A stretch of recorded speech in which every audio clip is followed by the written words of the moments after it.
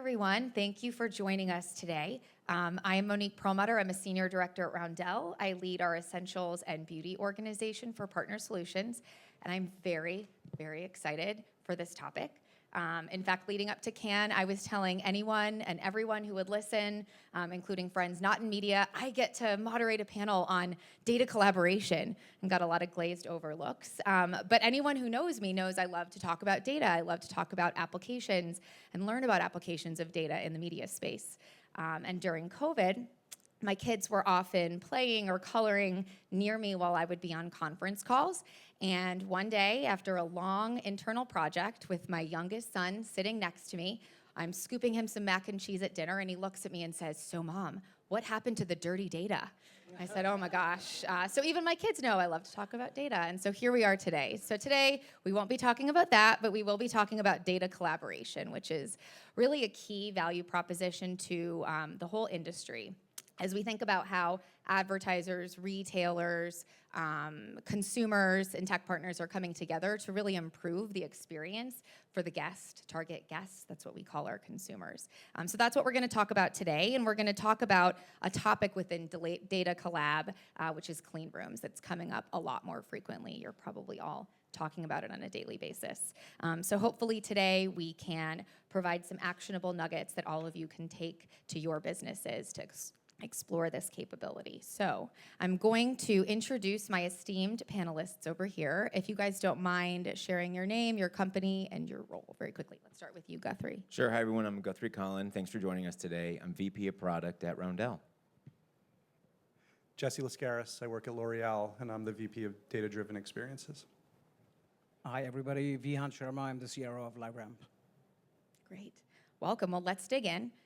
Clean rooms, they have been a big buzz term in our industry over the last few years. Vihan, I'd love it if you could just help set the stage and level set. What is a clean room? That's a great question, but let me start by telling you a story about like what happened in the past, right? Everybody talks about data collaboration, clean rooms, new technologies, but companies have been sharing and partnering on data for decades. This is not something new. However, there is an inherent trust problem between partners who want to continue collaborating, and the role of a clean room is to enhance the trust index between partners. Very simply, that's what a clean room is. Thank you for giving us that background. Now, Jesse, I'd love to hear from your perspective, what's the value of a clean room from an advertiser? Sure. I mean, L'Oreal is a humongous advertiser, obviously. We sell across a variety of different channels, direct, with our partners. We spend a lot in media. The problem has always been, how do we connect all of the marketing and media that we're doing to sales, right? And it's been very hard for many of our brands to actually do that. And so measurement, optimization is very difficult. With clean rooms, we're finally able to kind of take all that marketing and tie it to kind of the transaction or whatever the conversion event that we're trying to do in a trusted way. As Vihan mentioned, privacy, compliance is all really important, I think, to all of us. But outcome-based marketing is as well. And so it's the kind of perfect medium of those. Yeah, and I mean, you all three are up here because you've been working together on exploring clean rooms together. So Jesse, can you tell us a little bit about why you decided to embark on this journey of data collaboration? We feel clean rooms are the direction for us from a media and analytics perspective, and we want to work really closely with our biggest retail partners to drive our priorities, selfishly. And we've been able to kind of bring Guthrie's team and Vihan's team together and really think about what a partnership means. Both from, obviously, there's kind of the administrative, kind of the back of the house stuff that we all have to work out, the features and functionalities all of our teams either want to use or build toward, and then long term, where do we want to be a year from now, 2 years from now, and can we put the building blocks together in place? So it's been a great collaboration so far. I mean, it's great to hear that, and I know it's been an exciting journey. So Guthrie, from your perspective in the product seat, can you share any valuable themes that you've identified on this journey with L'Oreal and LiveRamp? Sure. I think going back to Vihan's point, like we've been collaborating together in different ways for many years, and one of the things that hasn't changed is about getting the right content in front of the right customer in the right context. And so when the number one learning we've had is like, that has not changed. It's just how we go about and do that. And now we can, because of the collaboration and clean rooms, first do the analyses to figure out who are the right customers. And it could be someone you're trying to get for the first time, someone you're trying to bring into a new category, someone you're trying to upsell in a brand. And then you take that same data and understand what context you want to reach that customer in, right? It's not always about, to your point about outcome marketing, it's not about necessarily getting them to drive the sale. Sometimes it's about making them aware of the brand, making them aware of the category. And so you can use the clean room to figure out those two things, drive a campaign with that same data, and then ultimately take the measurement of the outcome and figure out, okay, how do we go and fine-tune this? So that's very macro. But I think one of the most important things we've learned is it's really crawl, walk, run, because it's so new in the industry. We have a lot of great people with a lot of great skills, but you really have to go slowly together to build to a vision within like 2 or 3 years. And it's important to have the publisher, like we are playing as Roundel, a great brand, and a great tech partner to get it all done together. Yeah. Is there anything you want to add to that, Jesse? 1000% agree on the crawl, walk, run. You know, this is new, right? And just because the tech exists or is being built doesn't mean that we can operate it in a particular way. So there's aspects that we have to train our teams, get our partners aligned. You know, we work really closely with our media agency. Right, how do we kind of move everybody in this direction that we want to? And it's, you know, there's a change management component that has to be brought in. Yeah. So you bring up a good point. There are other things that kind of have to be in place to get this off the ground. So Vihan, from the tech's perspective, what are the things that have to be true to even get, you know, this type of collaboration off the ground? Yeah, I think you have multiple teams. When you're talking about collaboration, multiple teams are involved. So I think you first need executive support. You need people like Guthrie and Jesse to actually say, hey, I want to come together and build something, a program where I can deliver value for my customers and for my advertisers. So that's kind of number one. Number two, once you do that, you need to understand whether you have data. Like if you don't have right data, don't do the use case. It sounds simple, but believe me, there are times we have spent hours on technology and to figure out that there was no data available to actually do the collaboration on. So I think it's very important to have a data taxonomy to understand what data you have. Once you get through that, the biggest, most complicated part, legal.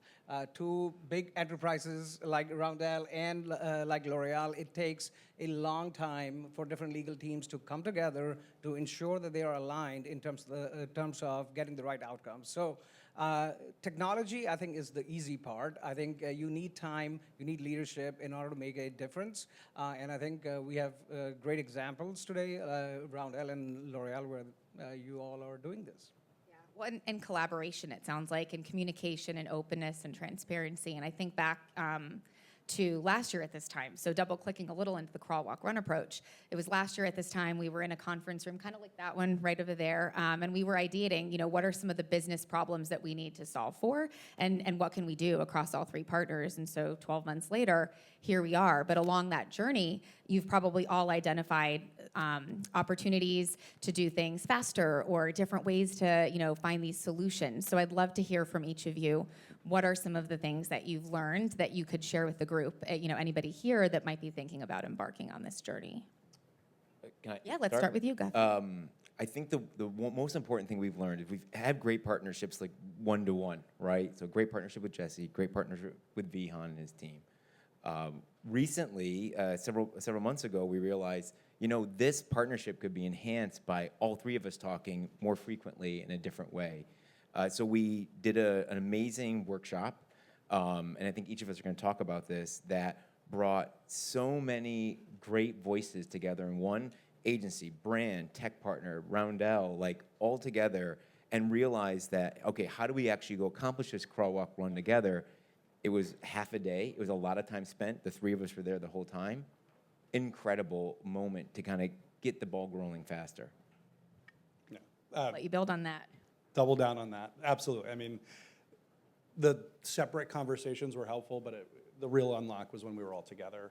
You know, just even prepping for that, you know, my team, our BCL team as well, you know, we spent a lot of time packaging up our use cases, you know, what our long-term vision was, Because ultimately, it's like we had to brief both of these teams of ultimately, from an advertiser and brand perspective, ultimately what are we trying to do? And yes, it's not always just sales, to your point. Like we have use cases, and many times we just focus on activation. Right? Let's just get a campaign live.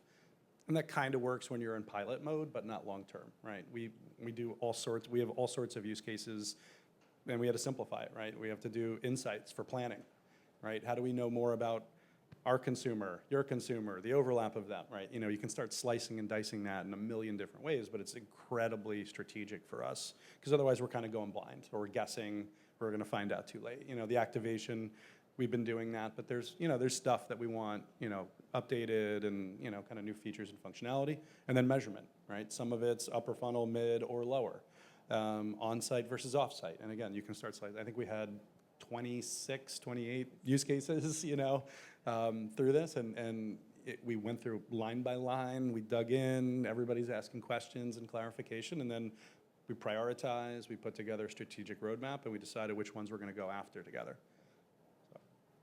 Yeah, and like from my perspective, it was really the first time I was seeing something like this, like two partners coming together. We were very happy to be part of this journey. And once you identify the 28 use cases, you can't do 28 at the same time, right? I think this is really good to be together, because you can say, hey, yeah, all these look great. How do we prioritize? What is the value that I want to deliver?